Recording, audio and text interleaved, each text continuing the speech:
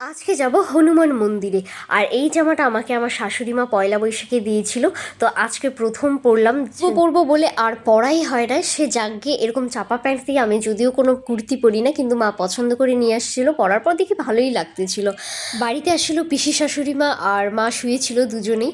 তো আমিও আমার জামাটা দেখাই নিলাম যে কেমন লাগতেছে আমাকে। বুনু যাবে না, বুটির দিন ছিল, একটু অলস অলস লাগতেছিল। যাগ্গে আমরা বের হয়ে গেলাম। আর আকাশটা কিন্তু প্রচণ্ড খারাপ করতেছিল। আমাদের বাড়ি থেকে মন্দির যাওয়ার অনেকগুলো রাস্তাই ছিল, কিন্তু আমরা এই রাস্তাটাই চুজ করেছিলাম, যেটা গতকাল রাত্রে এত বৃষ্টি হয়েছিল যে কাদা জমে গিয়েছিল। মন্দিরে চলে আসলাম। তো মন্দিরে চলে আসার পর দেখে এখানে কীর্তন হচ্ছিল। আমরা দাঁড়ায় দাঁড়ায় কিছুক্ষণ কীর্তন শুনলাম, ভালো লাগতেছিল। আকাশটা এত পরিমাণ খারাপ করতেছিল, আমি শুধু ভাবছিলাম যদি এখন বৃষ্টিটা আসে তো এতগুলো লোকজন যাবে কোথায়।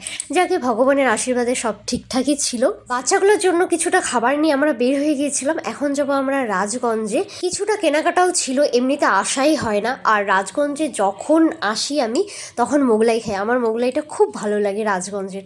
তো যাকে এখানে বাড়ি এসে দেখি দিদা আসছিল। দিদাকে কী যে ভালো লাগে, আমার ফেভারিট।